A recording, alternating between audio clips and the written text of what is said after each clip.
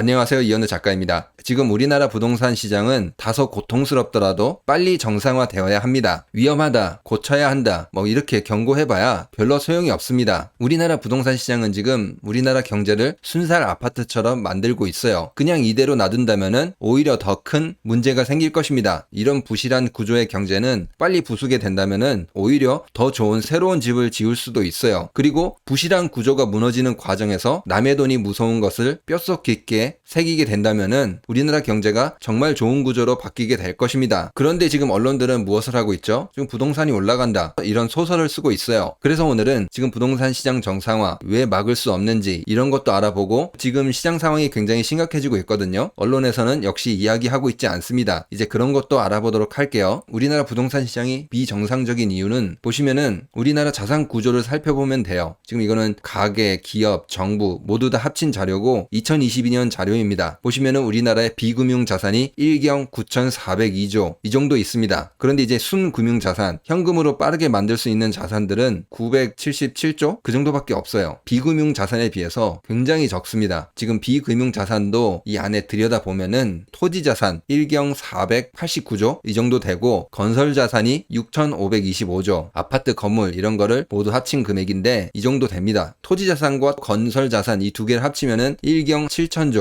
이렇게 돼요. 엄청나죠? 비금융 자산 안에서도 거의 90%가 사실 부동산입니다. 우리나라가 부동산에 미쳐있는 나라다 알 수 있는 그래프입니다. 우리가 기업에 투자를 하고 혁신적인 기업이 등장하고 이렇게 돼야 되는데 그냥 돈을 벌어서 전부 다 부동산에 돈을 내고 있다는 소리입니다. 이렇게 된다면은 결국에는 어느 순간에 무너지게 될 거예요. 그리고 이제 이게 무너지기 쉬운 구조가 돈이 일시적으로 부족해서 무너질 수 있는 돈맥 경화, 이것에 걸리기 쉬운 구조예요. 거의 대부분이 부동산 자산이잖아요. 이걸 어떻게 당장 현금으로 만들기는 어렵단 말이에요. 급박하게 위기가 닥쳤을 때 쉽게 무너질 수 있는 구조다, 그 말입니다. 지금 그런 돈맥 경화 현상들이 곳곳에 나오고 있어요. 돈이 부족하니까 자산을 갖다 내다 파는 그런 현상들이 곳곳에 나오고 있어요. 그 중에 대부분이 부동산이니까 부동산이 여기저기서 쏟아지는 거죠. 지금 보시면은 서울 아파트 매물도 많이 증가하고 있거든요. 지금 서울 아파트 매물이 빠르게 증가해서 7만 3천 채가 됐습니다. 매물 집계가 2020년 9월 이후부터라고 하거든요. 얼마 안 됐지만 최고를 기록하고 있다고 합니다. 지금 서울 아파트 매물 그래프는 왼쪽 그래프거든요. 증가하는 게 보이시죠? 근데 이제 오른쪽 그래프를 보시면은 수직으로 올라가는 그런 모습이 보이죠? 지금 이거는 송파구의 아파트 매물 추이입니다. 근데 송파구에서 매물이 더 많이 쏟아진다는 거예요. 근데 여기에 지금 갭 투자한 사람들이 많았나 봐요. 언론에서도 여기 송파구 쪽 가격이 급등하고 있다 이런 식으로 많이 이야기를 했는데 지금 어떻다는 거예요? 다 물려서 물량을 던지고 있다, 나오고 있다는 거예요. 다른 지역도 조금 보시면은 강남과 서초도 마찬가지입니다. 지금 왼쪽은 서초, 오른쪽은 강남 그래프예요. 빠르게 상승을 하고 있어요. 현금이 부족하니까 아파트라도 팔아서 빚을 갚던지